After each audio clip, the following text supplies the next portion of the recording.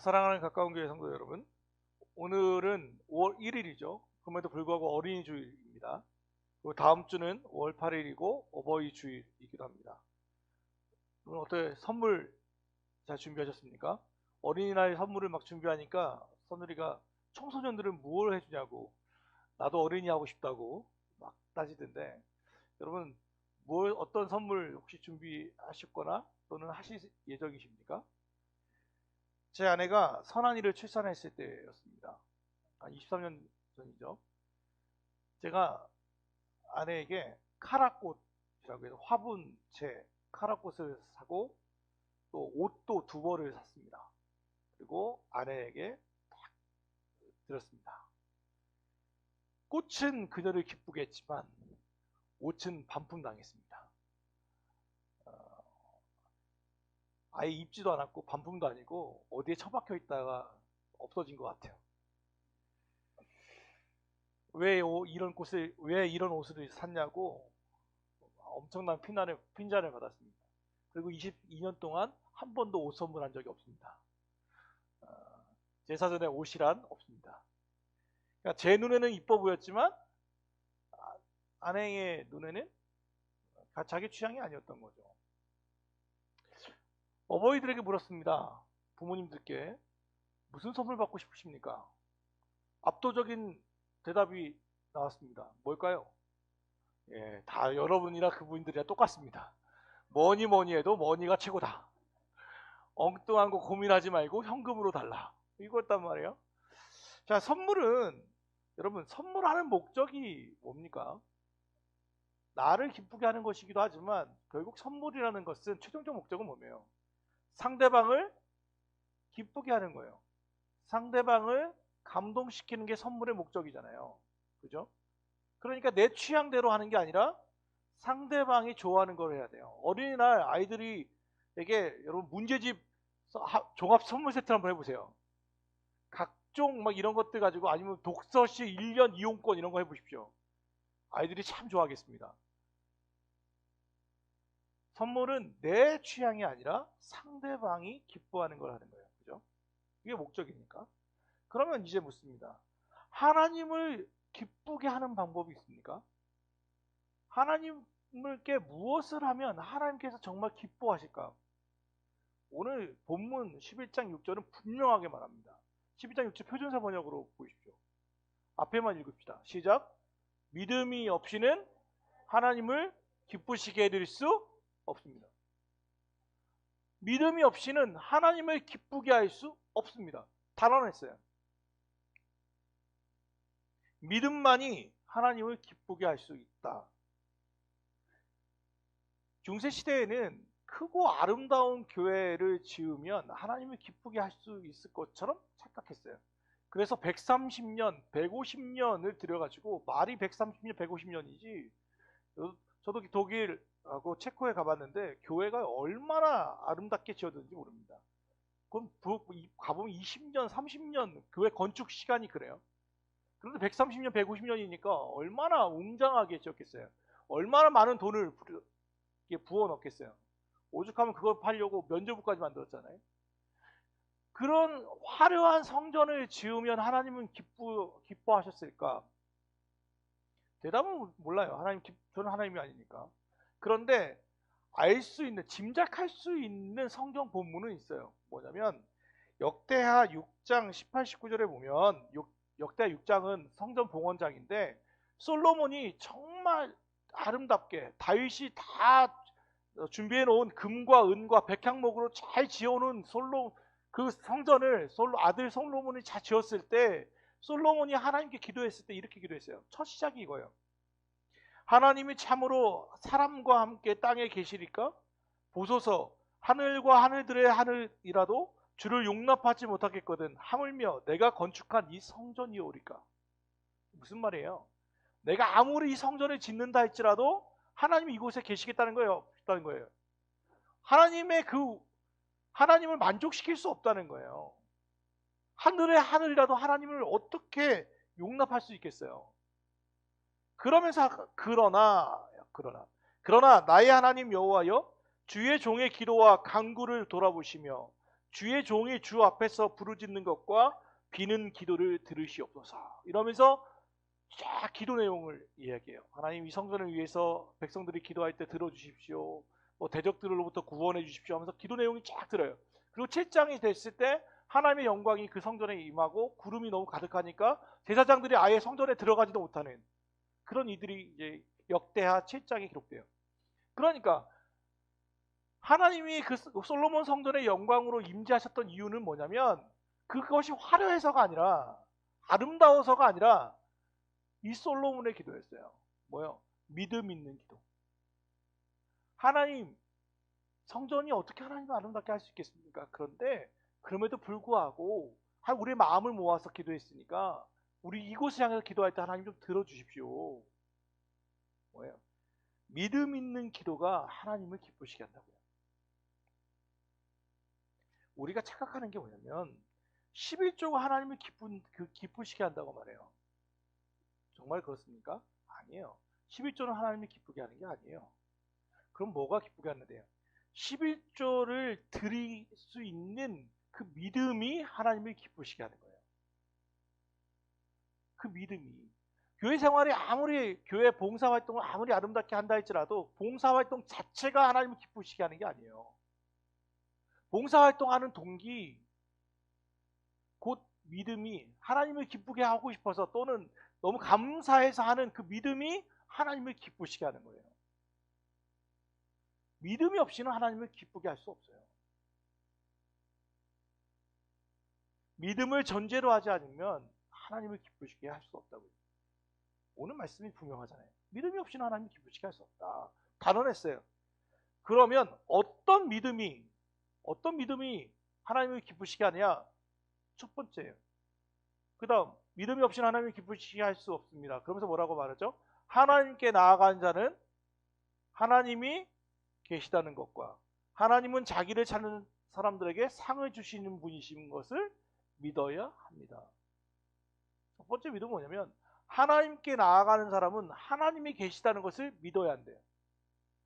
여러분, 이 말을 잘 들어보세요. 하나님께 나아가는 사람은 하나님이 계시다는 것을 믿어야 한다는 거예요. 그러면 바꿔 말해봐요. 하나님께 나아가는데 그럼 하나님이 계시다는 것을 모를 수 있나요? 안 믿을 수 있나요? 그런 경우가 있어요. 하나님께 나아가는 사람이 하나님이 계시다는 것을 믿지 않고 나올 수 있어요? 있다는 거예요. 하나님께 나왔는데도 불구하고 하나님이 계시지 않다고 생각하며 나올 수 있어요. 언제요? 습관을 따라 그럴 때. 습관을 따라 하나님께 나올 때 그럴 수 있어요. 또 초심을 잃었을 때 그럴 수 있어요. 또 열정을 잃어버리고 다람쥐 쳇바퀴처럼 반복되어지는 일상 속에서 하나님이 계시다는 것을 잃어버릴 수 있어요. 먼저 제가 잘 예를 드는 게 그거잖아요. 식사기도 같은 거. 밥 먹다가 생각나요. 내가 식사기도 했나 안 했나. 그러면 내가 했든 안 했든 그거는 큰 의미가 없는 거예요. 왜요? 습관을 따라 했기 때문에. 기도에 큰 의미가 없는 거예요. 하나님께 나오긴 했지만 모습은 가지고 있지만 하나님이 계시다는 것을 잊고 할 수 있어요.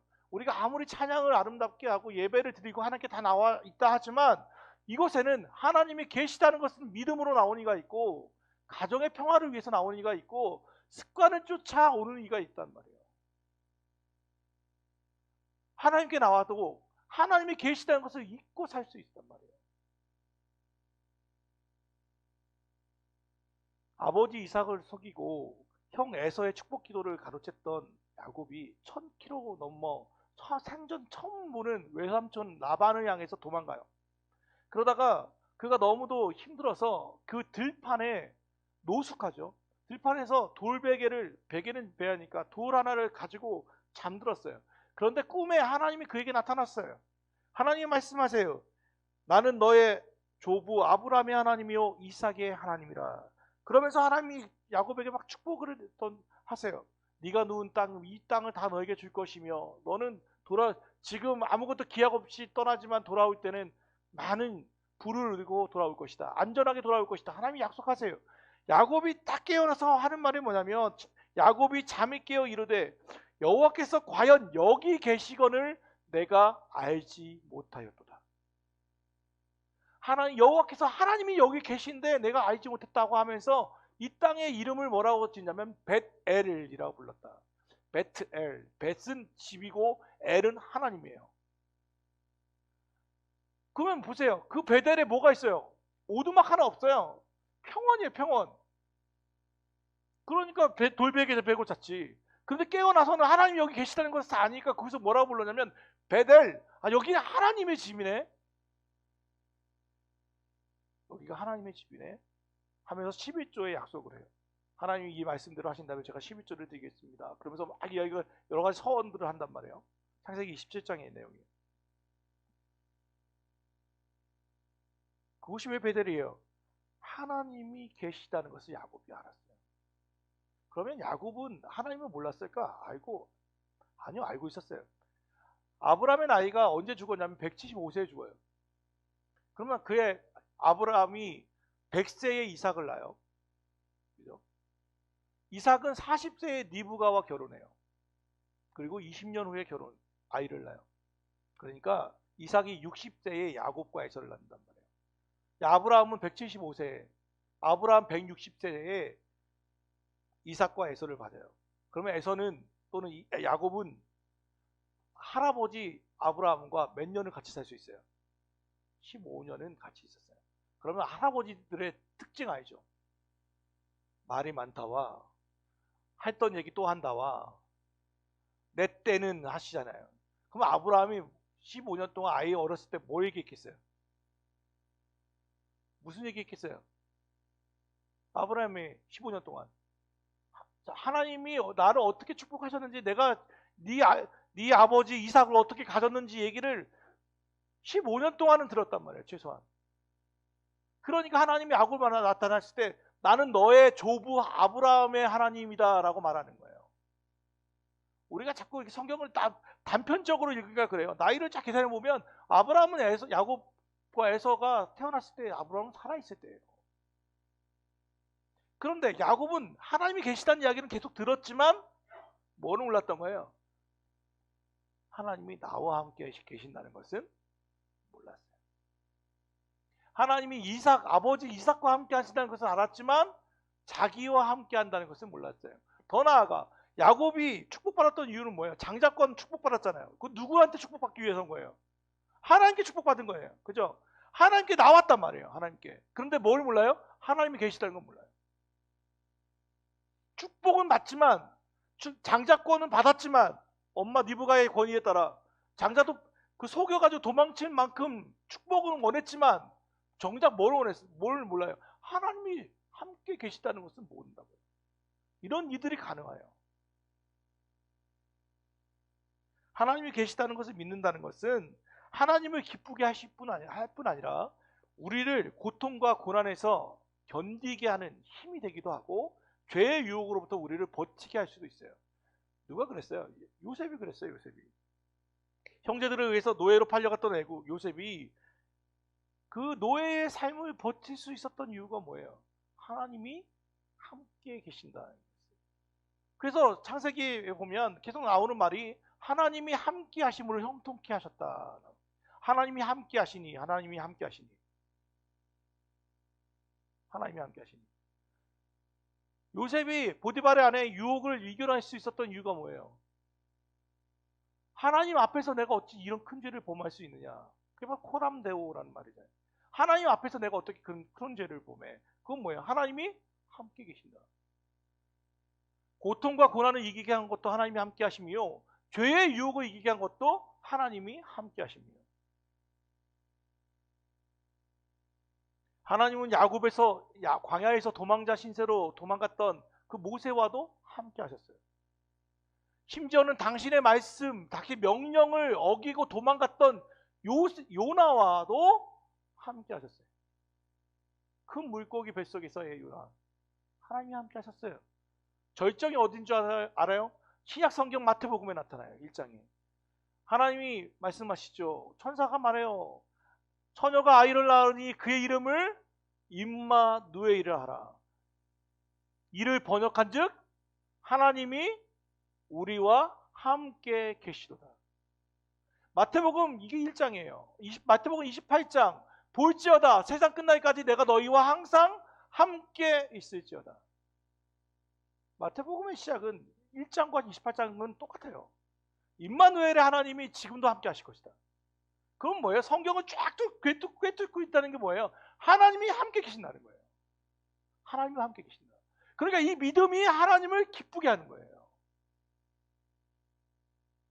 성경의 정신이 이거예요. 하나님이 함께 하셔. 하나님이 나와 함께 하시지. 이 믿음, 하나님께 나오는 사람은 이 믿음을 가지고 나오면 하나님이 기뻐해 계시다는 거예요. 사랑하는 가까운 교회 성도 여러분, 하나님은 지금 여기 계세요. 우리가 잘 쓰는 예화 중에 하나가 그거예요. 하나님은 어디에도 안 계셔. nowhere. 영어로 nowhere라고 하잖아요. nowhere. nowhere. 하나님은 어디에도 안 계셔. nowhere를 얘기할 때 어떤 사람이 얘기하잖아요. nowhere라고 말하지 말고 점 하나를 뒤에다 찍어봐라. 그럼 뭐가 돼요? now here가 되잖아요. nowhere 아무도 안 계시지 않다라고 생각할 때 no, 점 하나를 잠깐 뒤로 여기면 now here가 돼요. 지금 여기가 된다고요. 믿음은 뭐예요? nowhere가 아니라 now here. 지금 하나님이 여기 계셔. 그게 믿음이고 이 믿음이 하나님을 기쁘시게 여긴단 말이에요. 더 나아가면 그러면 하나님이 더 기쁘게 여기는 믿음이 뭐냐? 그 뒤에를 읽어보죠. 다시 하나님께 나아가는 사람은 시작. 하나님이 계시다는 것과 하나님은 자기를 찾는 사람들에게 상을 주시는 분이시라는 것을 믿어야 합니다. 다시 개정개혁으로. 믿음이 없이는 하나님을 기쁘시게 하지 못하나니 하나님께 나아가는 자는 반드시 그가 계신 것과 또한 자기를 찾는 자들에게 상 주시는 심을 믿어야 할지니라. 하나님을 기쁘시게 하는 믿음은 이거래요. 하나님이 계셔. 그리고 자기를 찾는 자에게 상 주시느냐. 제가 엄청 그 유명한 한 목사님의 간증을 직접 들었어요. 그 목사님은 대학교 때 그 교회를 처음 나왔는데요. 자기는 신앙생활 할 때 너무 힘들었대요. 예수님을 믿는 게. 하나님을 믿는 게 너무 힘들었대요. 이유가 뭐냐면 다른 건 다 수용이 되고 믿어지는데 뭐가 안 믿어지냐면 하나님 아버지는 선하시다 할 때 이게 너무 안 믿어지더래요. 왜냐하면 자기 아버지는 절대 선하지 않으시대요. 하나님 아버지는 선하시다라는 걸 딱 들을 때마다 아버지가 떠오르니까 내 아버지는 항상 술꾼이었고 엄마를 팼고 나한테도 학대했고 그런데 하나님이 아버지시라면 나는 그 하나님 믿고 싶지 않아. 그래서 이걸 하나님 아버지라고 하는 이 부정적 이미지를 깨는데 5년이 걸렸대요. 5년. 그래서 하나님 아버지와 내 아버지를 분리시키는 일이 5년 걸렸대요. 여러분, 우리가 하나님을 믿을 때 어떤 분은요 똑같아요. 어느 날 선원누리와 제가 자동차를 타고 막 가다가 경찰을 봤어요. 제가 제일 먼저 한 행동이 뭘까요? 경찰을 보자마자 했던 행동, 안전벨트 맨 거예요. 안전벨트부터 확인했어요. 내가 맸나? 그리고 속도가 얼마지? 저는 경찰을 만나면 제일 먼저 하는 게 뭐냐면요, 내가 뭐 잘못한 게 없나부터 살펴요. 근데 선율이가 물어봤어요. 너는 어떠냐? 그랬더니 얘는 든든하대요. 경찰을 보면 든든하대요. 저는 무서워요. 하나님에 대해서도 이렇게 생각하는 이가 있어요. 하나님 하면 마치 우리에게 뭔가 잘못을 막 찌르고 막 심판하시고 은밀하게 지은 죄 너 이거 했지 뭐 이렇게 하실 것 같고 막 제우스 신처럼 막 번개 던질 것 같고 하나님에 대해서 그렇게 생각하는 이들이 있어요. 그런데 오늘 하나님은 분명히 말해요. 하나님은 뭐래요? 자기를 찾는 자에게 상 주시는 이심을 믿어야 할지니라. 상을 주신대요. 상을. 근데 여러분, 상이라는 말에 좀 귀를 기울여보세요. 자기를 찾는 자에게 상 주신다. 그러면 상이 있고, 우리는 상이라는 단어는 잘 안 쓰잖아요, 교회에서. 은혜라는 단어는 많이 써요. 그죠? 은혜. 그러면 은혜와 상이라고 하는 것의 차이가 뭡니까? 은혜와 상의 차이가 뭐예요? 마스크를 쓰고 고개를 끄덕이면 제가 어떻게 알아들으라는 얘기예요. 독순수유를 할 수도 없고 이건 어떻게 하라는 얘기예요. 은혜와 상의 차이가 뭐예요? 은혜는 아무것도 하지 않았을 때 일방적으로 부어주는 게 은혜죠. 이 사람의 상태가 중요한 게 아니라 주는 사람의 의지가 중요한 거예요. 그죠? 그게 은혜예요. 상은 무언가 합당한 일을 했을 때 주어지는 보상이죠. 그게 상이죠. 근데 오늘 이 여기에서의 단어는 은혜예요, 상이에요? 상이에요. 그러면 하나님께서 뭔가 얘가 뭘 잘했으니까 주시겠다는 거잖아요. 그죠? 그러면 진짜 질문이에요. 이 6절에서 잘한 행동이 뭐 있어요? 상을 받을 만한 행동이 한 게 뭐 있어요? 에? 하나님께 나왔다는 거예요. 그러면 하나님께 나온 게 뭐 얼마나 대단한 거라고. 이게 진짜 상 받을 만한 일이에요? 하나님은 하나님께 그냥 나왔다는 것만으로도 상을 주시겠다는 거예요. 그럼 무슨 얘기예요 이건? 거의 은혜에 가까운 상인 거예요. 은혜에 가까운 거예요. 그냥 너 나왔다는 것만으로도, 야 하나님께 나왔다는 것만으로도 내가 너에게 상 줄게, 이 얘기예요. 지금